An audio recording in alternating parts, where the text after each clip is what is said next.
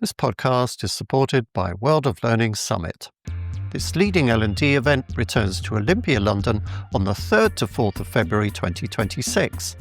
2 days to learn, discover, interact and network with the best in the business. Register now, it's free at learnevents.com. This podcast is supported by Synthesia. Training videos shouldn't take weeks to make. Synthesia lets you turn text into professional, multilingual training videos in minutes. It's fast, scalable, and so simple anyone can use it. You can write an email, you can make a video. Hey there, my name is Alex, and I'll be guiding you through this training session. 70% of Fortune 100 companies use Synthesia to modernize onboarding, simplify compliance, and scale global training. Podcast listeners get an exclusive 30-day free trial. Go to synthesia.io/greatminds. Don't miss it. This offer won't last. Hello, I'm Kate Fitzgerald from the Learning Hack team, welcoming you to Great Minds on Learning. In this acclaimed series, Professor Donald Clark joins John Helmer to explore 2,500 years of learning theory, from the Greeks to the geeks. This episode was recorded live at the Online Educa Conference in Berlin, a city that's always a pleasure to visit, especially in the run-up to Christmas. We had a wonderful time there, and the session on AI and the Global South sparked exactly the kind of lively, generous debate that we love at Great Minds on Learning. It's a vast subject, touching history, technology, language and power. But in our current moment of technological transition, what does AI mean for the Global South? Could it offer the hope of a more equitable future? Or the threat of even greater inequality? Welcome everybody to this live recording of Great Minds on Learning. It's a live recording, so it'd be a good idea if you look as if you're alive.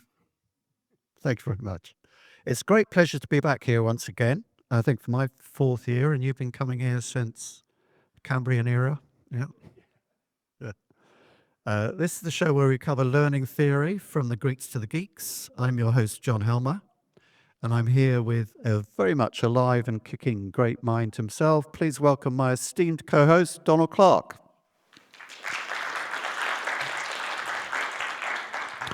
So here's your hosts. This is a bit of a surprise for Donald, a bit of a tease, because I know he doesn't very much like the continental philosophers. I asked ChatGPT to do photos of the both of us as left bank intellectuals from the 60s, as photographed by Richard Avedon. And there we are. I think you'll agree it's a great improvement. Or maybe not. Okay. So, enough messing about. Our theme for this episode is AI in the Global South. It's a subject I'm embarrassed to admit I don't know a huge amount about. But you do, Donald. So I'm looking forward to learning more today. One thing that quickly became clear from my preparation for this episode, such that it was, is that the Global South is not so much a delineation of a specific geographical region as an idea. People used to talk about the third world, then they talked about the developing world, and then that too seemed to fall out of favor. So more often we hear the Global South now. Donald, I'm assuming these coinages are coterminous. They all mean about the same thing. And I assume you'll put me right if I got that wrong. But tell us, what in your experience has caused you to focus on this topic? And how do you characterize the Global South in relation to the Global North? Well, you're right to question the terminology there, because the Global South really, is a bit of an odd term. There's no exact term here, and let's not get too hung up on geography for a moment. I mean, the bottom line here is that all the money, wealth, banking, regulatory power, political power is actually no longer in the global north even. So the power is really in 2 countries. We're talking about AI here, and it's China and the US. I would argue that Europe is in danger of becoming part of the global south very shortly if we don't waken up and get on with things. Nevertheless, there is a vast difference in terms of GDP of countries, and by every measure, on the big continents in the global south, and that is especially Africa, with a vast and growing youthful population, but very massive levels of inequality compared to the GDP in the north. And the same could be argued for some parts, but less so in South America. But you certainly wouldn't include, for example, New Zealand as part of the global south. And then you've got India. Is it or isn't it? But I think the big distinction here is just between, in terms of AI, is where the power, the money, the investment lies. And that's what we're going to be discussing. So let's not get too het up about this. But the real reason for me getting really interested in this is, historically, I've been in Africa quite a lot, and I've been going there nearly every year since 1989, which is maybe before some people in this room were born. And I'll be there on Monday, in fact, back. So I have a great interest in the place, just culturally, but also in terms of learning technologies. So I've witnessed since the late 80s some terrible things in terms of learning technology. So in this one, we're going to talk about phase one, which is what I call device fetish, which is Nicholas Negroponte. Some of you may know that name. The following one is Sugata Mitra. Sugata gave a keynote here in 2010 saying, "Don't worry, all you people in the South, we'll put a computer in a hole in the wall and all will be well." That didn't work out well, because they are literally holes in the wall. So there was a phase one I witnessed that I was incredibly critical of at the time and wrote voluminously about. And then I think we have another layer in the debate here, which is contemporary around the ethics side, John, which I'm really interested in, because I think the whole thing is massively overblown. I think there's a lot of white saviors in the north, bell ringing about people in the south. So I had a bit of an epiphany this year, and Mark, I know, was there. I was in Tanzania, in Dar es Salaam, and myself and Callum had a workshop, a room of similar size, that was jam-packed full of people from all sorts of countries in Africa. And they were having none of the ethical debate. They didn't care at all. And these plenaries we get at these conferences, that I think they're sort of laughing internally a little bit, because they want to get on with it. They're practical, pragmatic people. And I really came away from that going, my God, what are we playing at here? We have very strong opinions about the South, but are we asking those people what they really want from this AI thing? And when you do ask them, in my experience, it was a very pragmatic and positive response. And then I think there's a third level, is who are the players here? Now, this is a vast number of people, but I was really interested in people who were actually Africans. And I know I'm not, and neither is John. There's the contradiction. Nevertheless, there are some key figures here.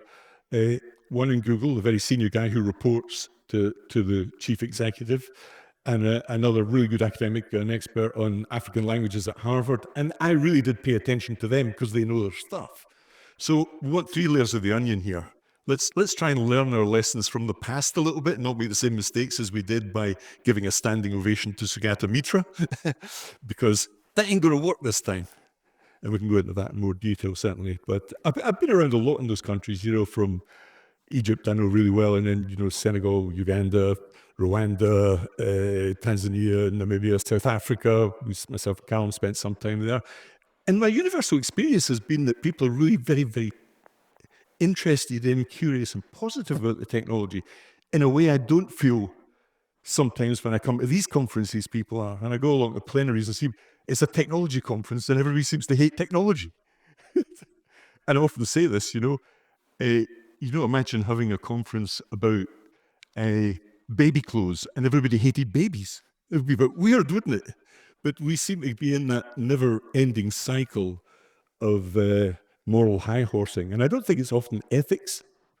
I think there's a big difference between ethics, looking at the good and bad and serious discussions on an ethical plane, as opposed to moralizing or simply having a beef about something, because I hear a lot of that in the ethics debate from people who don't have a degree in moral philosophy and don't know what a deontological theory might be or any of the academic framework behind ethics, but have very strong opinions about it. So I've grown a bit weary on that stuff. So, apart from the attitudinal things that you've mentioned there, are there any areas in which the global south has an advantage over the global north? Yeah, well, anyone who's been there since the year 2000 really will know that what happened there could be summed up in one word, and that's the word mobile, because we had that huge leapfrogging. And by 2030, about 70% of Africans will be in the sort of smartphone world. But it's a very different profile from the Northern Hemisphere, where we are much more focused on, the laptops and home devices and so on. And then the second big thing that came out of Kenya was M-Pesa, and M-Pesa's sort of morphed and is very different now. But of course, that was another huge example of a leapfrog. So people in the Southern Hemisphere were doing financial transactions and finding jobs and 101 things on mobile phones long before anybody here was involved in that stuff. And we're only just struggling to do online banking here. So that thing took off originally in Kenya and then spread to Tanzania and across the whole of Africa. But the big problem has always been data. The interesting thing about the smartphone phenomenon is how cheap they've become. And therefore ubiquitous. When you get down to a $25, $35, $50 smartphone by Chinese brands, of course, then you have a completely different profile in the population. And what makes AI different is when the internet came along, that's when Mitra and all these and Negroponte came along, we had to build the infrastructure, and there were only cables down the side of Africa, so it was fine on the coast, nothing in the middle. Now, that was a huge problem. The internet took ages to get going in Africa, and therefore we were shoving devices at them, but they had hardly any connectivity, hardly any electricity, didn't have any money for maintenance, and it all fell apart. This time is different. The AI revolution is different from the dot-com bubble because we have the platform. The internet is here, guys. We have the devices. Everybody's got a smartphone. We even have Starlink that gives, no blind spot access at a reasonable price. You're sort of $30 to $40 a month, which is going into SMEs and, remote places in Africa because there are no blind spots. And that's about 8,700 out of 10,000 satellites at the moment, but it will get much bigger, much quicker. So there are very different profiles. And one last thing, which I've noticed over the last few years, is some people call Africans, the sort of the African savanna entrepreneurship. But in some countries like Rwanda, Kenya, South Africa, of course, you have an increasing ecosystem of small companies who are quite high tech. And therefore, those three things, that leapfrogging, the mobile profile, and also a developing African AI industry is something we should celebrate and encourage, I think. And I think also the needs are very different. The reason I like AI is it's not like the technological escapism of the first 20 years of the 20th century, where what did we do? We had ad-based, which basically was trying to tap into your brain by having ads behind Google. We've got OnlyFans and porn. We've got ordering Deliveroo or Uber. Is that it, guys? Is that what all that technology is all about? All that sort of consumerism, that attention economy? Then along comes AI and said, to hell with that. I'm going to give you intelligence on tap. And it might revolutionize your healthcare and your education system and your agricultural sector and tourism. And I come to conferences like this and everybody's got a downer on AI. No wonder Africans like this stuff. That's exactly what they need. They don't need OnlyFans.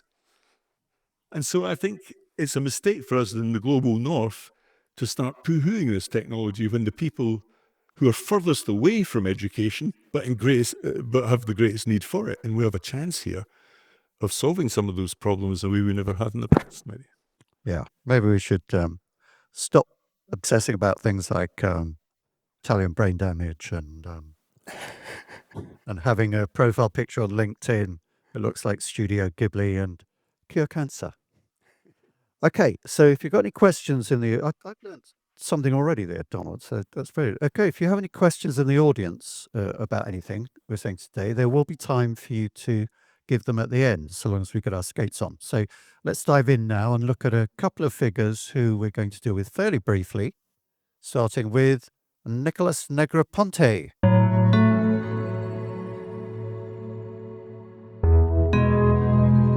Nicholas Negroponte is an American architect and digital technology pioneer, best known as co-founder of the MIT Media Lab. Trained in architecture, he became a leading figure in early computer graphics and human-computer interaction. Negroponte launched the One Laptop Per Child initiative to expand educational access in developing regions. And I remember seeing him present that at the Learning Technologies Conference in London, sister conference to this one, plug the sponsor. So good and valuable work, Donald. Or was it? Well, be fair to Nicholas Negroponte, I think when he first hit the scene, he founded the Media Lab at MIT. That was quite a long time ago, 1985 or so. And I read all the early stuff, and his book, Being Digital, was read by everybody. And that was a shift from, the notion of atoms to bits. A general, quite small book, in fact, that was very influential, and that was quite admirable, I think. But then he got involved in the one laptop per child. Anybody who's been in Africa will know that phrase, one laptop per child. Now, to cut to the quick, there was a big problem here because Nicholas had skin in the game. He actually owned a part of the company, which I don't think is good for an academic in terms of selling into Africa. And that came back to haunt him somewhat. But the real problem was that it didn't work. And there were innumerable trials in many countries in Africa. And when it came to the evaluation at the end of all this, it was a massive failure. And it was a massive failure because of what I've called device fetish. Now, this is not unusual, not only in Africa, but also in Europe and America. We have been shoving tablets into schools like crazy for decades. None of that worked either, by the way. And I'm a real tech guy, but I was dead against that. Does anybody really think that young kids should learn to code or write an essay on an iPad? It's just pedagogically stupid because it's basically an entertainment device. But we did that here, keep on taking the tablets, as it were. That was a failure. But in the Global South, the one laptop per child thing was a particular disaster because I think it was exaggerated by the MIT Media Lab in terms of its success when the objective truth was that it was a failure. One other thing I would say, of course, you may not know this, but Negroponte has also come a cropper on the Epstein files. I bet you're going to get that mentioned at this conference. But of course, from 2002 to 2018-19, they were taking a lot of money from Epstein. And the head of the MIT Media Lab had to resign, of course, because there was more than taking money. He had to resign for very clear reasons associated with islands. And I think I'm quite suspicious about the output from the Media Lab now. I think it's really gone downhill here. But I think we have to be very careful with this notion that devices are the solution to problems in learning technology because they've become consumer items that everybody has. We can perhaps focus on the software side, which is what AI is. Personally, I'm here to have a break from hearing about the Epstein files. And I'm a bit surprised that Donald Trump isn't here for the same reason.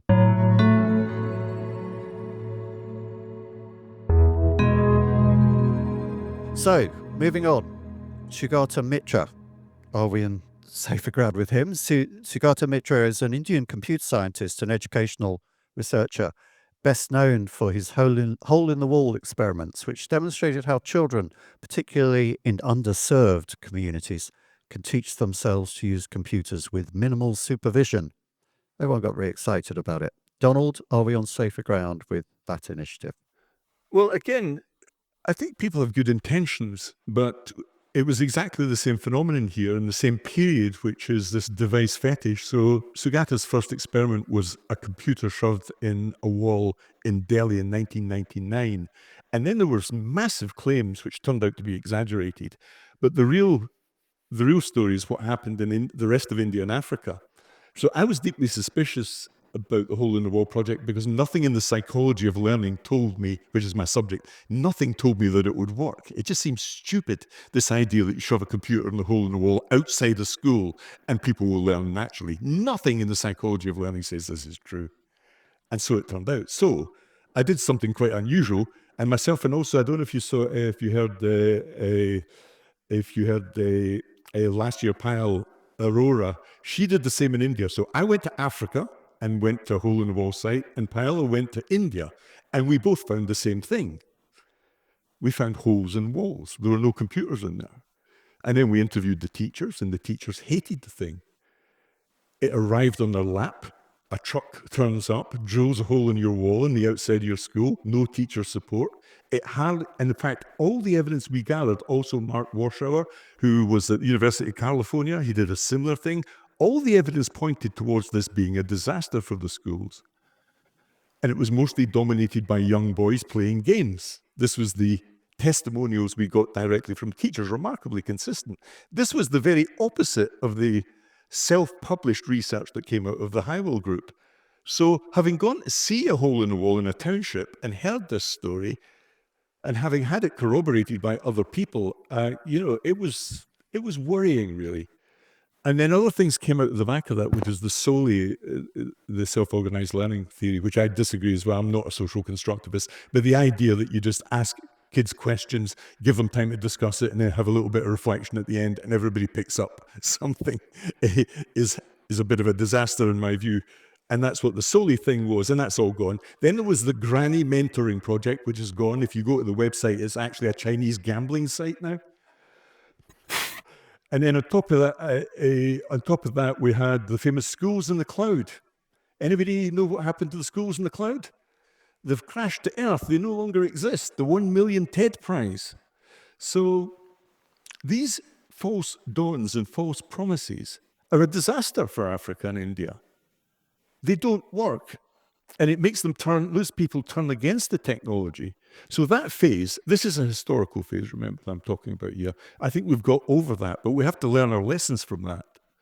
That's a really important lesson for me, that we don't make the same mistake and start selling similar false dawns in those markets. Okay. So just to reassure you, there will be some stuff that Donald approves of later in the talk. We're kind of doing the good, the bad, and the ugly, but in reverse. Okay, can I say the one thing I should say, and there's the stand right outside on the right-hand side. Yes. Just on the good side, to balance this out, there was one initiative at the same time which I really love, and that's Moodle. Yeah. So I know Martin Dugumas, and we had an amazing time once in Rwanda where I got punched by a gorilla with Martin Dugumas. That's another anecdote for another time, but Wasn't his fault. yeah, it was my fault. But the interesting thing about Moodle was it wasn't selling devices. It was selling platforms that allowed people to loosely structure learning in an institution, which could be a group of schools or it could be a university. And I think Moodle, in a sense, was a signal to the future. It was open source, and Martin is an amazing guy. He fought off Blackboard. Blackboard tried to take him to court because they claimed they had IP over the LMS market, and he fought that one. This is a guy who's running a sort of charitable enterprise at the time, not for profit. But he fought some great battles, and he had to be a sort of benevolent dictator, really. Because he had, if you've ever been involved in open source, but it's like herding cats. So I'm a huge admirer of Martin and the people involved in Moodle, especially in Africa. Comes out the same kind of era as Wikipedia, I suppose, which for many of the same reasons is kind of laudable. I think you can describe these projects as either mosquito projects, to use an African metaphor. You got mosquito projects like Hole in the Wall that sort of get well funded, sprout up, and then die really quickly, gone. And then you get turtle projects. I'm a turtle guy. I like turtle projects that go on for 10, 20, 30 years. And Wikipedia, Moodle, they're turtles. And I think we don't have enough turtles in this world, mainly because of the stupid funding mechanisms, you know. Here's a bunch of cash, you spend it, at the end, dead. So there's no sustainability in the model. And that's what we've seen repeatedly decade after decade.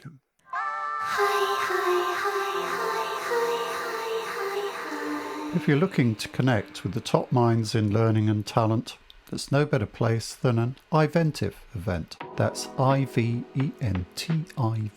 Since 2009, they've hosted nearly 300 interactive conversational events exclusively for senior leaders like Global Heads of Learning. I've been a sponsor myself and found these events invaluable. Less about sitting and listening, more about real, impactful conversations. It's an unmatched opportunity to collaborate with leading chief learning officers on the challenges they're tackling today. Join the conversation. Visit iventive.com/learninghack. That's iventive.com/learninghack. So turning now more to the core subject here of AI in the Global South. And Donald is launching his book about AI here at the conference, which I hope you'll go to tomorrow. Donald, AI has its critics in the Global South, and a few here at the conference. Can you give us an overview of that criticism in the Global South, who the critics are, its dominant narratives, and so on, before we might move on to look at individual theorists? Yeah, well, if you walk into a bookshop So I live in Brighton in England, and I did this just before I came to the conference. So I buy most of my books on Amazon, but I went into a bookshop and grabbed the first 2 or 3 books on AI I could find and read them. And it was very interesting. One was, if you know about AI, there's quite a famous book called Empires of AI by Kate Crawford. And it deals with the global south, but it is a complete and utter hatchet job of AI. And then I read another one called Code Dependent, which is a great title, terrible book. But what's interesting about Empire of AI, if you really look at the people who know about AI, they absolutely ripped it apart. So the claims in there, some of the claims are quite interesting on mineral exploitation. But she had a go specifically on the energy use and water use. And the big case study was in Chile. It turned out not to be true. Data centers, by the way, don't use water. It may come as a surprise to you. It's not like the book. You'd be amazed at how much water has to go in every page in doing a book. But we don't have big moral plenaries about how bad books are, of course, but we do in AI. The truth of the matter is that most of it was made up. So she had exaggerated the maths. It was actually a mistake on her side by 3 orders of magnitude, which is a big mistake in a Times bestseller, by the way. And the same was true on the energy front. So quite often you get questions, isn't it terrible, all this energy on AI, Donald? But when you turn around and say, well, how many kilowatts per hour do you think an average prompt takes? It's an interesting question. So we have a comparator. And the answer is about 5 to 10 seconds of watching Netflix. In other words, it's not that big a deal. And the amount of energy taken to train a model, of course, gets ameliorated over the now billion users of the model in the case of ChatGPT, to name just one. So, and then Code Dependent was similar. She had to go at people who were doing data work in places like Nairobi and also in Uganda. And I think that's also exaggerated. When you actually speak to some of those people, or speak to the people who are living there, they're actually quite pleased for reasonably well-paid jobs at you're sort of $2.50, which is sort of $300 a month. It's all relative in terms of the wages in those places, and they're clean jobs. It gets young people, because they're mostly young people, on that first step in the ladder in IT, and helps the general ecosystem grow. So there are a lot of people in the global north sitting on, 50 to 100,000 euro salaries, criticizing kids who are working in data and other things in the global south. But I think it's somewhat exaggerated. And again, the Code Dependent book, Madhati's book, but again, I found that disappointing. Then we come to the big moral debates, where we have a very famous figure called Timnit Gebru. If you're involved in ethics, you'll know her name. She's an Ethiopian. She was at Google. Google sacked her, or did they sack her? And she wrote a very famous book, very famous paper in 2021 that set the ethics world on fire. So anybody know the name of that paper? Stochastic parrots, that's absolutely right. So in the dangers of stochastic parrots and RLLMs too big. That was the premise of the thing, was 2 things. First of all, Should I just give her a quick, you can give an do introduction. my Sorry. Rory Stewart bit and do a quick explainer. Timnit Gebru is an Ethiopian-American computer scientist and a leading voice in AI ethics, co-author of foundational work on the risks and biases of large-scale data sets. AI had a hand in this bio. She co-founded the Black in AI initiative to support greater inclusion in the field. Gebru's research has shaped global understanding of algorithmic bias, environmental costs, which you mentioned, and the social consequences of AI systems. After leaving Google in 2020, she founded the Distributed AI Research Institute, DAIR, an independent, community-rooted research organization focused on the harms of AI, especially for marginalized populations. So carry on, Donald, give us a more in-depth reaction to her work. Yeah, so as my good friend mentioned at the back, it launched the phrase stochastic parrot. And this was parroted, I suspect, because I think most of the people who used the word hadn't read the paper. The paper was actually written, but the main author was Bender, so Gebru was the second author in the paper. But the interesting thing was it was meant to be predictive. In other words, LLMs would get too big, and the bigger they got, the worse they would get. It wouldn't get any benefits. Of course, this is patently false. It's actually quite complicated, this argument, but that didn't happen. So the paper was completely and utterly wrong, but people kept on using the word stochastic parrot. And remember, AI doesn't parrot anything. It doesn't take anything like a traditional database seek, pluck it out, and say it again. The word parrot is completely and utterly inappropriate, but it had a sort of catchy ring to it. But the other thing that people didn't read much into was the ethical arguments. And some of those were quite good, actually, to be honest. They predicted some of the energy issues and so on. But again, they were just grossly exaggerated. And one of the things that disappointed me about the paper and subsequent debate on ethics in AI is ethics is about good and bad. It's not just about chopping the legs off of AI. That's moralizing. That's just taking a position. If you're not also discussing whether it's a utilitarian theory, perhaps, of AI, whether you're balancing out the goods and the bads and the possible harms, or you could take a more deontological view of this and say, I have a basic set of values. I think people do that all the time without realizing it. I was in Norway yesterday, and there was a speaker on the ethics of AI telling me that we have to align AI with values. And my question was, whose values? Your values? Academia's values? Let's suppose we were to align AI with academia. That would be a massive and suicidal act of bias, because academia is mostly left progressive. I am as well, less progressive feeling, about 90%. You can do it. The rest of the population in the democratic voting system in Europe have certainly not gone in that direction. So if you're adopting the values of a bunch of people in academia, that is massively biased in itself. And that's why the word values is heavily weighted and loaded, and you've got to be super careful in using it in ethical debate. But to go back to Timnit Gebru, I think she did actually some quite good on data cards and the way you record the ethical issues around large language models. But she set the tone for a destructive and negative, one-sided form of ethical discourse, which I think has been a disappointment, because we don't hear much about the upside, which I see every day in papers on healthcare and in education and in agriculture.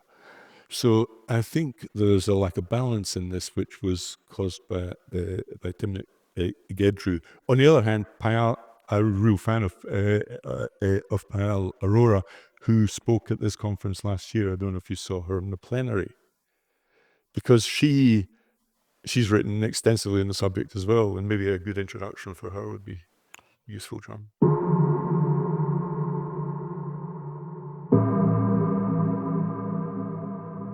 Payal Arora is a digital anthropologist and professor of inclusive AI culture at Utrecht University, known for her influential work on technology, inequality, and the everyday digital lives of people in the global south.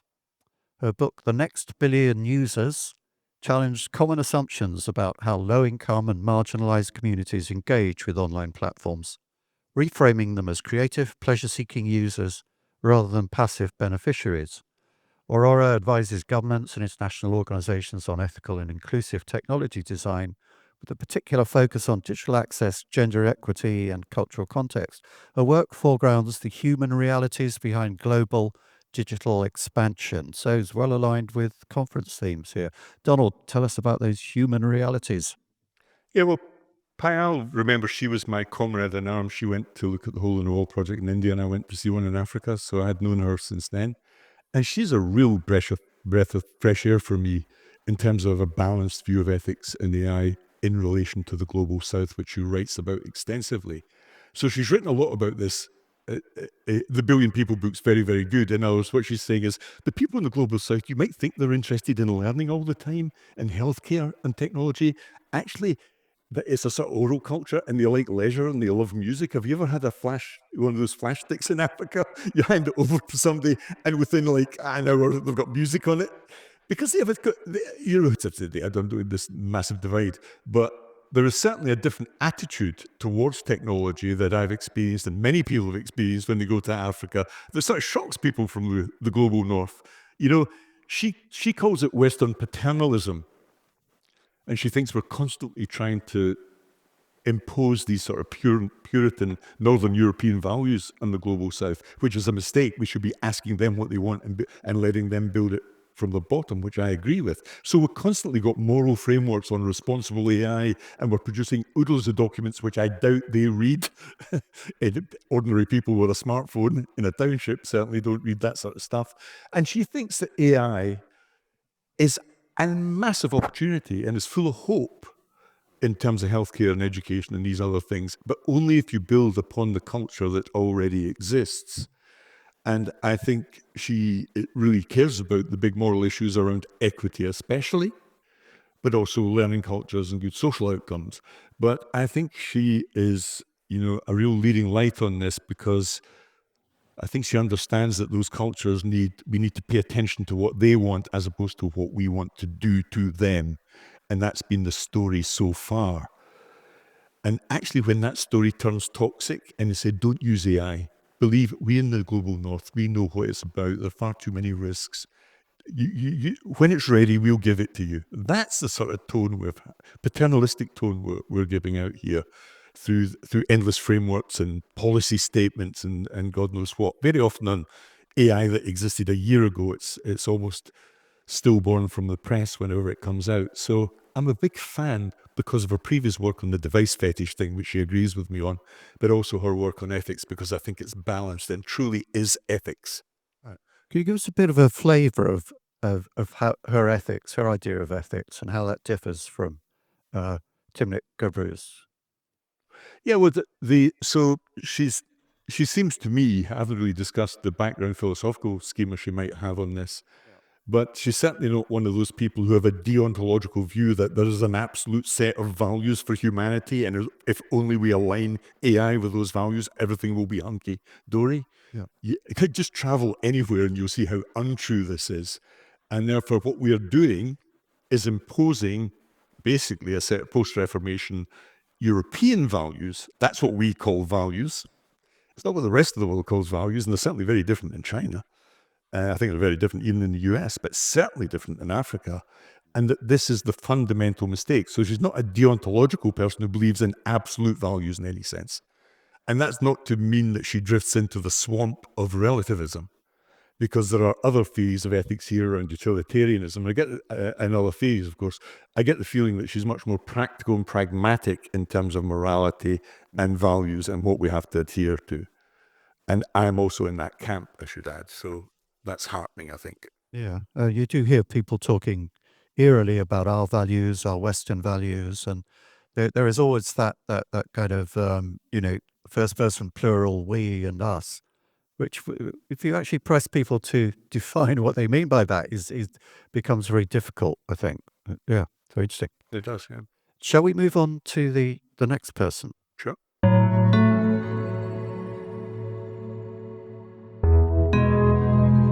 James Manyika is a Senior Vice President for Research, Technology and Society at Google Alphabet, where he guides company-wide thinking on social, economic and scientific implications of advanced technologies. Previously, he chaired the McKinsey Global Institute, leading major research programs on automation, AI, productivity and globalization. Manyika has served on numerous international commissions, including on the future of work and the digital economy, and has advised governments and global institutions on technology policy. Born and raised in Zimbabwe, he brings a distinctive perspective on how digital transformation affects both advanced economies and the developing world. Donald, we have another Google alumnus here, and someone whose work has taken him to the heart of government in the US. He was appointed by President Obama to the US Global Development Council. Probably isn't around anymore in the administration. Presumably, this gives him a unique perspective on our subject here. Yeah, I think it does. I think what's happened has been really heartening. So James reports directly to the chief executive of Google and has a really powerful position there as heading up the research labs and the sustainability projects. A really powerful figure. He was one of the Times 100 in AI people. But he's Zimbabwean, he's African. So let's ask James what he wants. And James is very clear here. And the first project that Google initiated on his back, and he's pushed and pushed and pushed, is a thing called the 1,000 Languages Project. That's not just African languages. So, and I'm a big fan of using that, this base, what we're going to build upon in the Global South. I think languages are a good start because there's a big problem here. Anybody who's been to Africa often enough will know that, amazingly, unbelievable numbers of kids in schools are taught in English and French. It's like colonialism never went away. You go to a university, you get taught in English and French, which is almost everybody's second language, even in this day and age. Now, there are about 7,100 languages in the whole world, and about 2,500 of those languages are in Africa. It's a very language-rich country, but 1,500 of those languages are oral only. They have no text. So how do we get AI to work if you have no data? Now, here's a interesting, weird thing. Colonialism, historically, meant that many of those languages were translated into the Bible. It's a really weird, freaky thing. But the Bible turns out to be quite a good data set because it's got a very rich vocabulary and the language sentence structures. So they have that in some administrative files and so on that proved to be quite useful. But the 1,000 Language Project is a real thing for Google, and they're pushing forward with African languages, low resource languages, very, very specifically. And then if you turn, they have an open speech data sets thing, which means they're gathering data from mobile sources as well. Remember, going back to mobile phones are the heartbeat of Africa. So if you're going to gather data about languages that have no writing, then you can do using AI speech to text. You have the data, you can move on. And I think those open speech databases are particularly helpful for the people who are doing this in Africa.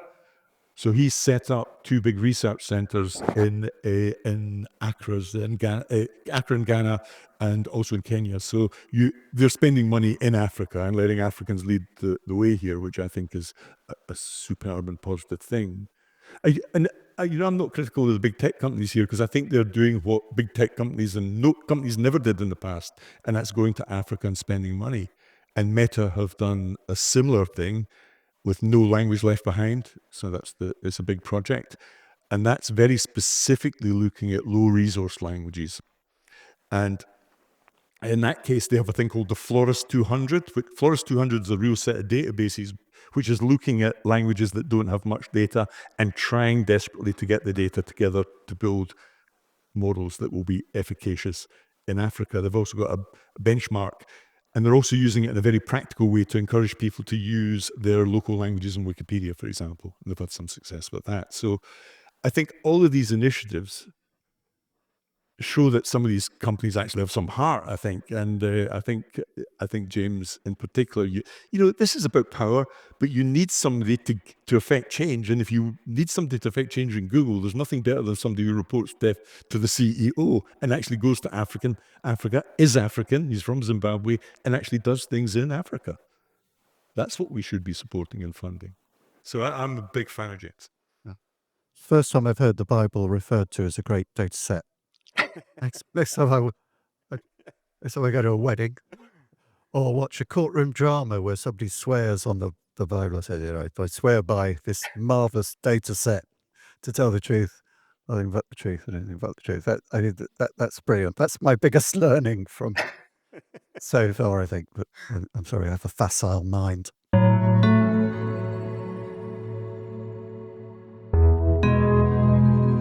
Professor John Mugane is director of the African Language Program at Harvard University and a leading scholar of African linguistics, again language. His work focuses on the structure, diversity and evolution of African languages, as well as their cultural and intellectual histories. Mugane has contributed to major initiatives to document and preserve African languages and has championed their role in shaping Africa's digital futures. He's been involved in efforts to ensure linguistic diversity is represented in digital tools and resources, arguing that language is central to equitable participation in the global knowledge economy. His scholarship highlights Africa's linguistic richness as a foundation for innovation.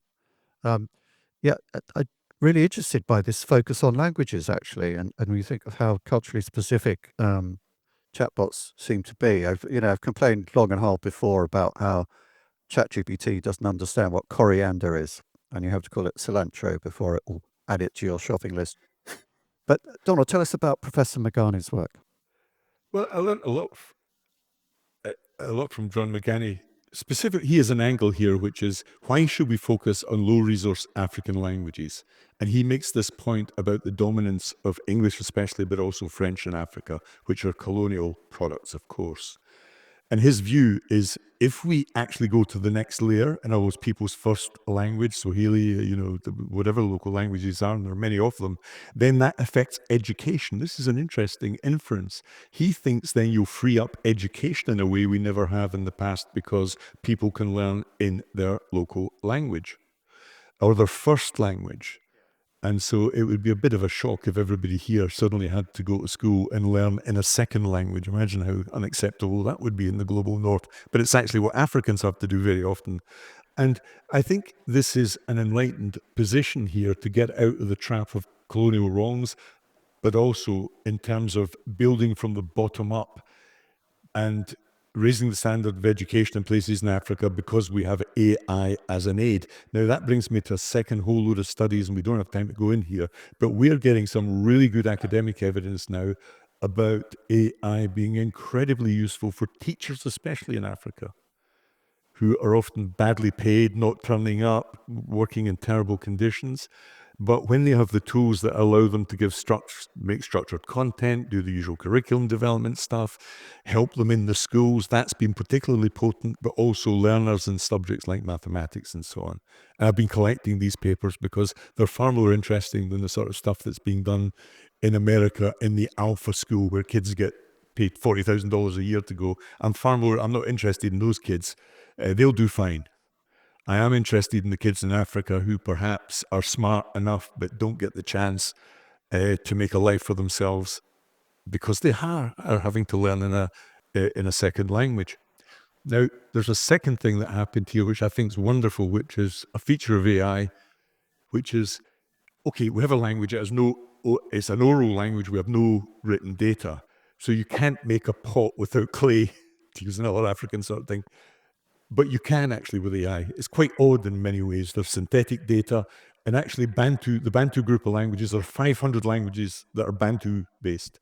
If you do the basic Bantu stuff, Swahili and so on, you can actually almost sort of first shot this stuff into the associated languages. So AI has this funny ability. There's a very interesting case of this. You can see this on YouTube. This was Google. And so this is the chief executive of Google went to test the very first version of their LLM. And he said, he's Indian. He put it to the test and he asked it a question in Urdu. There was no Urdu data in the data sets. He knew that. And it came back and answered them in Urdu.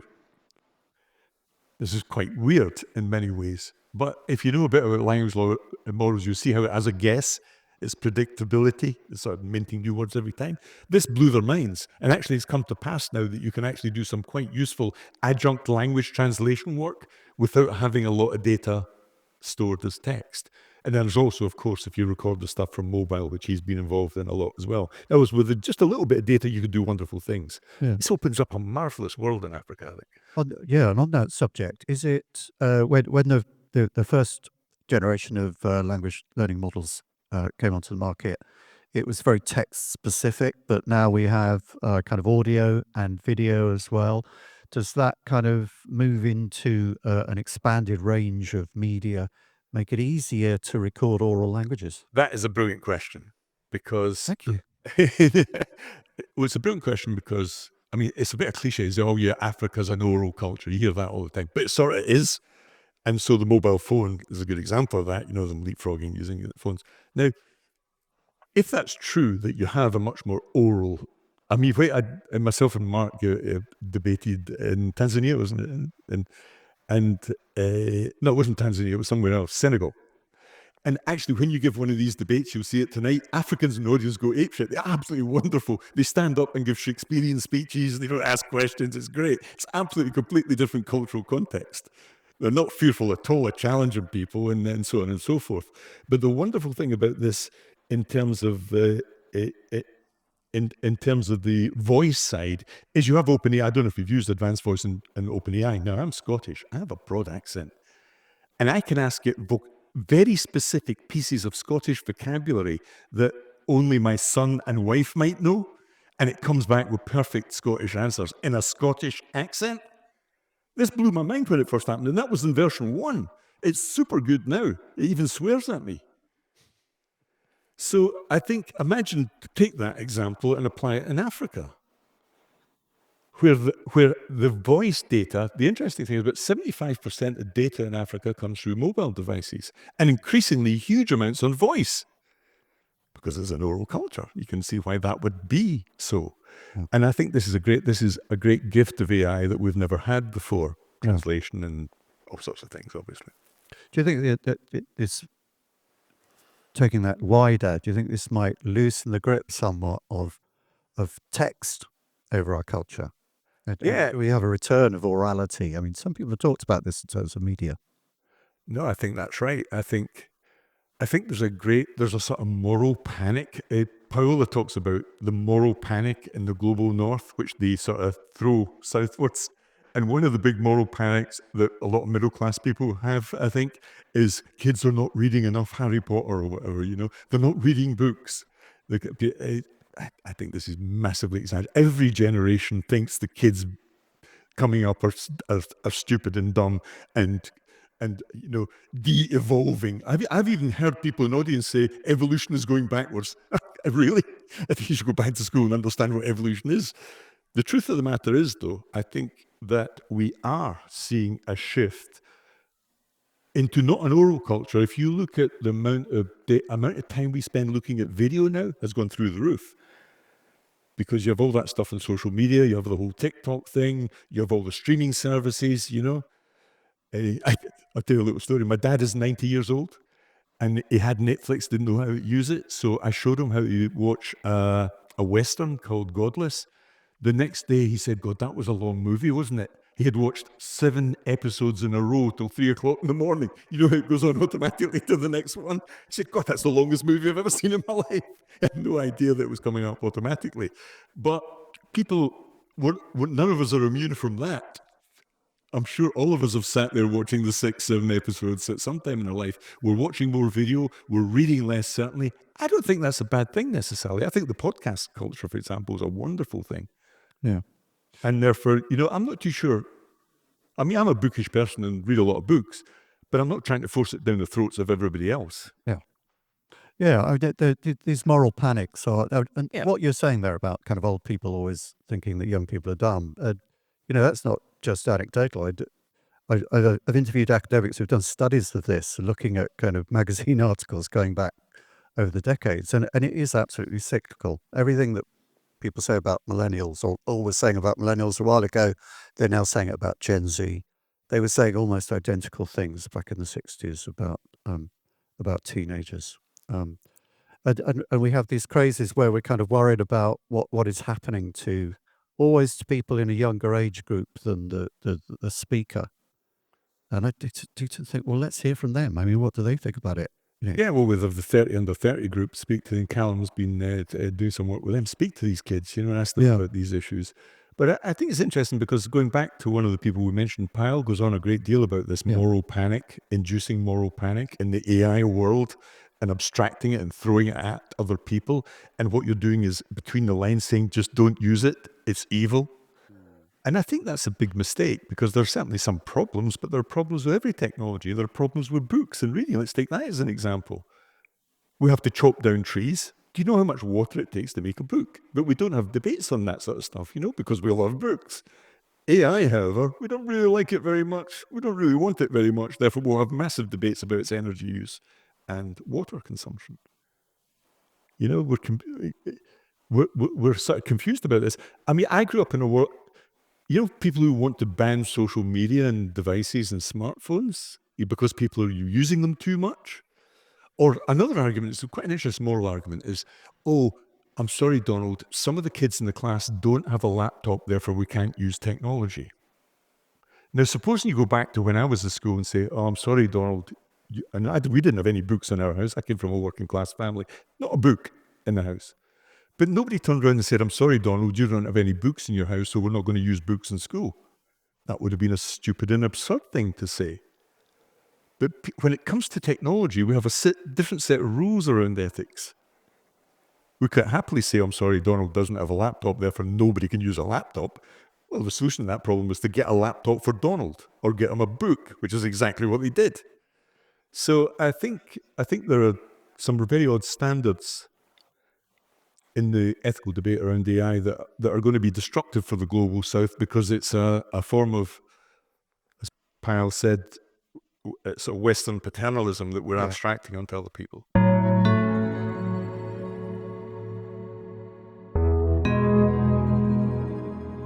So having kind of opened up quite a lot of issues there, maybe we need to start drawing them back together before we go to questions. What does all this tell us about the global south, particularly an impact of technological change there? Well, I think we should recognize that we're coming out of the era of technological escapism and fractious social media and all the sort of stuff that we've had for 20 years. I think we're moving into an area where we have intelligence on tap, which has massive potential. I mean, I presume everybody's used the technology and has had those aha moments. My God, I'm going to the doctor. Like, I go to the doctor, but I consult ChatGPT always before I go there.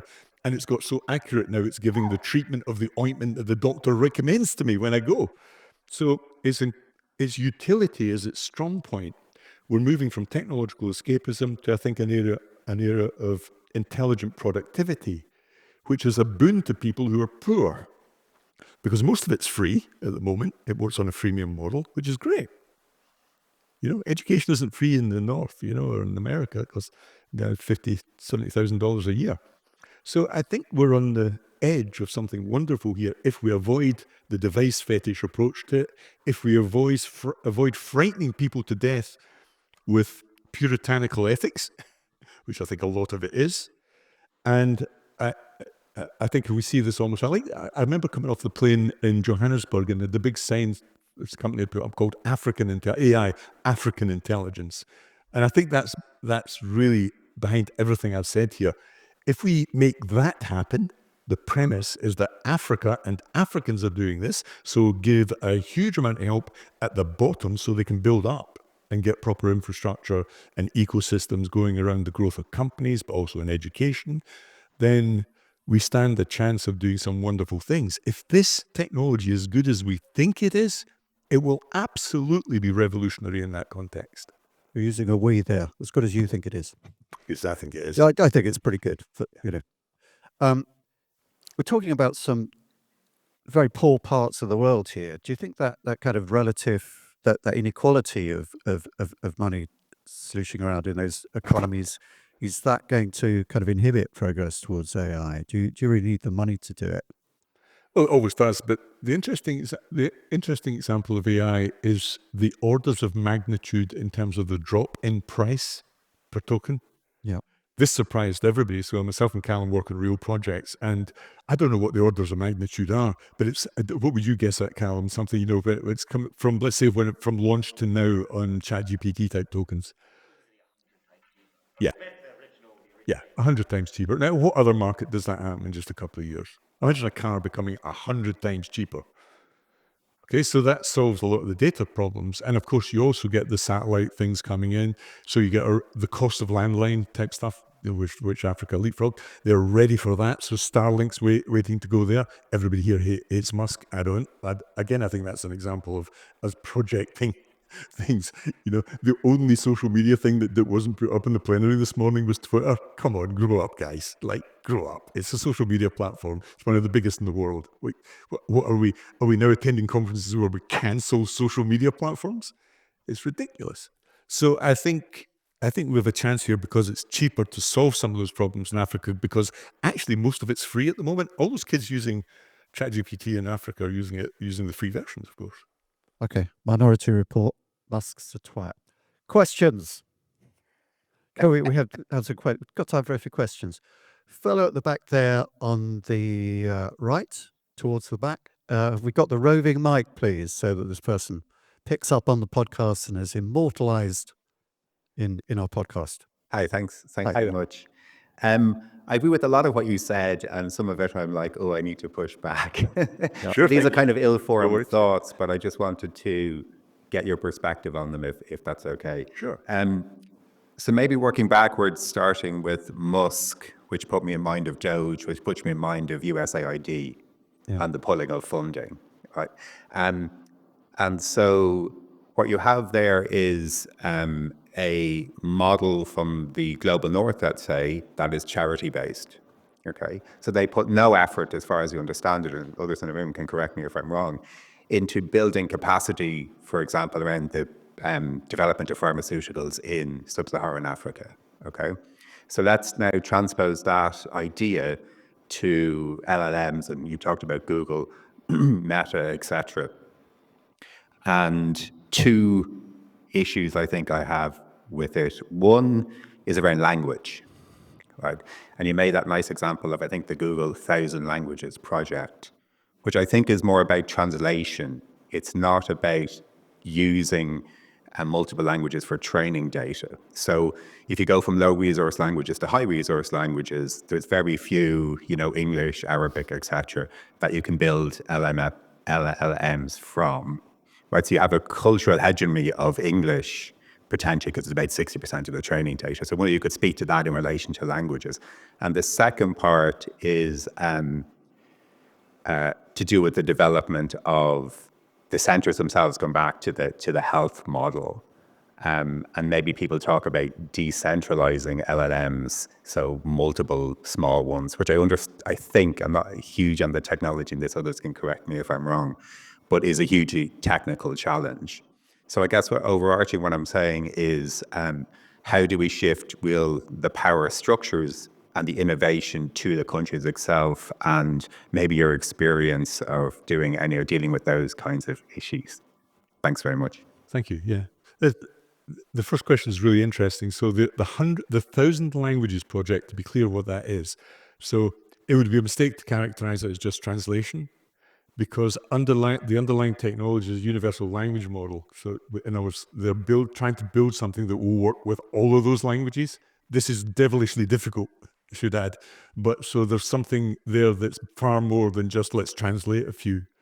And then the open language data sets that I mentioned, they already have 40 African languages, which is a fair number. I mean, I know there's 1,500, but you've got to start somewhere. Nobody else did this, but they have 40, and another 50, I think, are coming this year in 2026. This is a huge effort. I mean, technically, it's a massive effort. So there's much more to it than the translation, and let's get a few pages in Wikipedia up. I mean, they really are doing what John Mugane thinks, trying to get this into the educational system. And the research center in Accra, for example, that's their goal, to do much more than translation. You've got to start with translation, of course. It's the practical thing that people use. And then the second point on healthcare is interesting, because I actually think that has much greater efficacy than education, because people die. You don't die because you don't get a GCSE in Latin. But they're already, if you look at the general literature, so I just finished a book on AI and productivity, and I did a whole chapter on healthcare, and I immersed myself in the progress it's made in that area. So it's the one sector where there's been progress from patient presents, triage, diagnosis, investigation, treatment, even well-being, education, administrative savings. And I'm seeing that in my own country, in the UK. It's absolutely astonishing. I go and see I have a neurological problem, and my consultant actually reads the summary of the meeting with me in the room, the letter, which gets transcribed into an actual letter and gets sent to me. He does it on the spot. Now, last year, I had to wait 2 weeks while he got sent off to somebody to type it all in, and so on and so forth. Massive savings are possible. Now, imagine that across the continent of Africa and healthcare, and every one of those, because the interesting thing about healthcare is, if AI is getting as good as your average GP in Europe, because they have a 5% misdiagnosis rate, 1 in 20. So if you go and see a doctor, they will make a mistake 1 in 20. It's been absolutely rock solid for decades. Actually, AI is getting devilishly close to being better than that. So you'd be a fool going to your doctor if it gets down to 1%. Now imagine that across Africa for free, where AI is better than a doctor for most illnesses. This is such a huge leap forward in terms of the problems they face in everyday life. And I remember when I was in Rwanda, people were bleeding out with malaria all over the place because you can get blood to them. You can't refrigerate blood. You can't get to the north from the south. we forget that this is a massive problem in terms of mortality rates, especially amongst children. So I think there are some great things happening there already. And I think really interesting, another one just to add this, because it's a real personal favorite of mine, this topic. Because the tools in AI are advancing research so quickly, you're getting real breakthroughs in things like drugs for malaria. So you'll see this autogenesis. In other words, the AI gets so good it improves itself. That's starting to happen now. So we had people forget this has already happened. Watch the documentary on Dennis Hassabis on the production of AlphaFold, 200 million proteins in medicine. They solved the whole problem. It used to take a PhD 4 or 5 years on one protein, multiply that by 200 million. You're getting a billion years of research done in an open source database available to researchers everywhere. And it's already bearing fruit in terms of tackling tropical diseases. So let's carry on with that track, because there are people who need it right now, and let's not halt progress because we think the data's biased when, well, have you looked at human data? So I'm quite passionate about the healthcare thing. I think that's the one thing I would spend real money on. Can we squeeze another one in? Just one more? Anybody else? Yes, over here down in the middle. Wait mere seconds for the roving mic to reach you. Yeah. Thanks very much, Mark West from UNESCO. Yeah. Donald, always a pleasure to hear the perspectives and these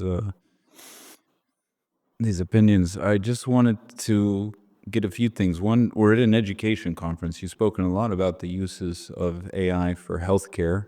I was just wondering if you could also elaborate what you think some of these, major breakthroughs are as regards education, and with a caveat maybe that a lot of people speak about education, of course, of, information transfer, knowledge transfer, and other things, but also, sort of putting on my UNESCO hat that education is about much more than that. It's about acculturation.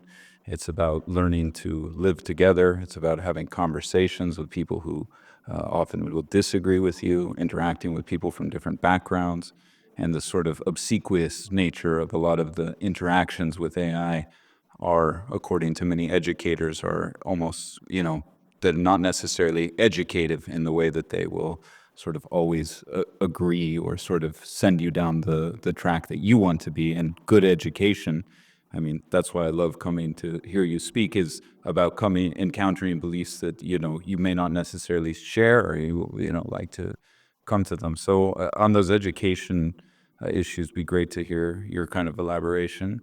And then just one other thing, I heard a lot of, the title of this talk is about AI for the Global South, and you've talked a lot about sort of Western or Northern paternalism as regards AI. I was wondering, is that accurate? Like, that's not how I see it. I see it as a sort of Silicon Valley paternalism, that it's not Western, it's not Northern. I mean, the academic community that you're sort of, speaking about, they're not holding the reins with AI. As a matter of fact, that's just a handful of private corporations run by a very small number of people. And I can understand that people are a little bit skeptical about that there's no public discourse. And I think that's why people trust public education, is they have a say in public education. They are able to, they see themselves represented. There's democratic processes about this. But we're living in a world where people are calling for legislation to prevent legislation about AI. And I think we can all agree that that means that we're just putting a very small group of people, in charge of these technologies. So when you're saying it's this Northern or Western paternalism, I'm not sure that's accurate. I think it's often a corporate paternalism, and you're seeing a lot of the people, and are now fancy, venture capitalists who now fancy themselves sort of philosophers of the world and the Peter Thiels of the world, and on, and sort of writing these manifestos and other things that have there's no public discourse, there's no agreement. And I finally just want to stop to say that at UNESCO, we represent the entire world. The whole world is represented at UNESCO, and UNESCO has put forward the first ever international, recommendation on ethics for AI. That's almost 200 different member states that have agreed on a kind of ethical framework for AI. So that is a chance at least to have a sort of an international discourse about where we want to go with this technology. I think it's an important and excellent blueprint, but there are venues where we can have these discussions. The UN and UNESCO are one of them. Yeah. No, so there are two questions there. The first one on education, the second one about the power of Silicon Valley. So right at the beginning of the talk, I said that Europe might be part of the global South, acknowledging this point, in fact. But what should our reaction to this be? So, the printing press got invented here in Germany, but was eventually adopted by the world, as it were. And it tends to be the way with these big paradigm shifts in technology that somebody does it somewhere. Now, in the 3 years that large language models and other models have come about, we had the initial flourish in the US by the big tech companies, but also DeepMind in London, interestingly, who are a real power player in all of this. But we also have China. But we don't have Europe. And this really saddens me, because I've come to this conference for many years, made this point time and time again. If we just diss it all the time and don't do anything about it, we've only ourselves to blame here. If all we do is get involved in the discourse of grievance and complaint, we're in real trouble. And I think I wholly agree with your point about get this out and discuss it, because there are big problems around, let's say, antitrust laws, for example, in the US with regard to these companies. But what do you do about China? Now, interestingly, China have released loads of open source models, which is very interesting in itself. We need a lot of open debate around that. But I think with technology, it just happens to start somewhere, then somebody else does it, and then it goes global. Like the internet comes out of the US. You're designing a network that doesn't get bombed by nuclear wars.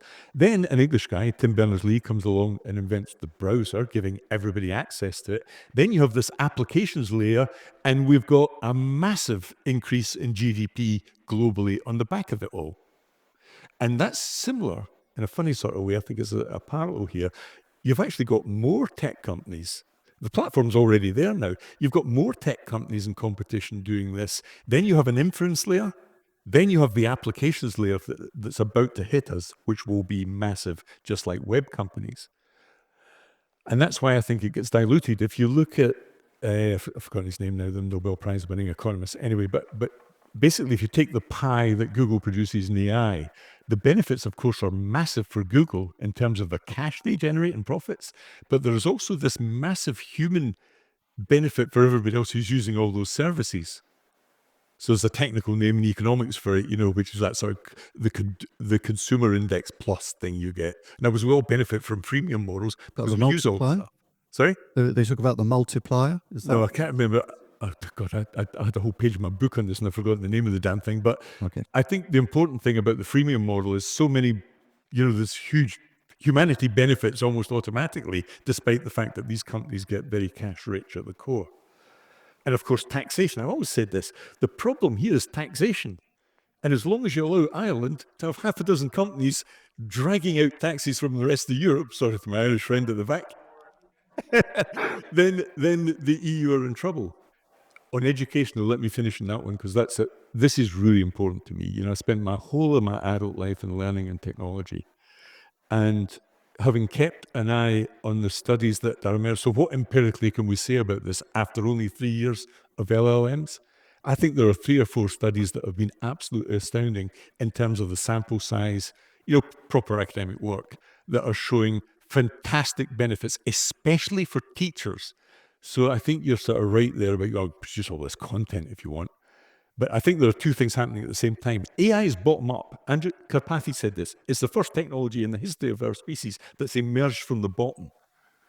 1 million people were using it in a few days, and then suddenly it was 10 million, up to 1 billion.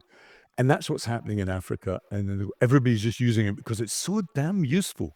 That will have a wave through education. I use it all the time to learn things or to solve problems for myself, as many people in this room do. But I think my focus would be on teachers at the moment, because that's a pain point, as you know well. It's a real pain point in poor countries.